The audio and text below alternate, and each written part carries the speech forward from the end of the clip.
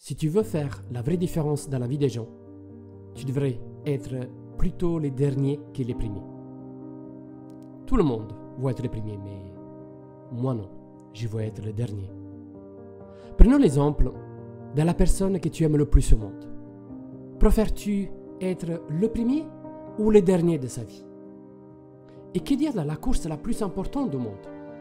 Préfères-tu être le premier à établir un record de temps ou le dernier à avoir réalisé cet exploit remarquable? L'ordre des choses peut parfois sembler insignifiant, mais il porte en lui une signification profonde. Être le dernier signifie laisser une empreinte indélébile, être celui qui reste gravé dans la mémoire. C'est l'expression ultime de la persévérance, de l'endurance et de la détermination. Au-delà de la simple volonté d'être premier, il y a une dimension plus profonde. C'est une quête pour transcender les limites et se dépasser soi-même.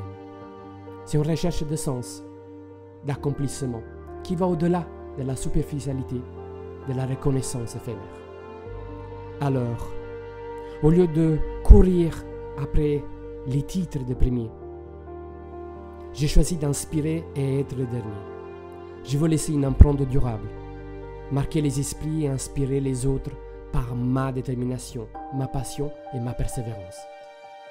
Et toi, que choisis-tu? Veux-tu être le premier éphémère ou le dernier inoubliable?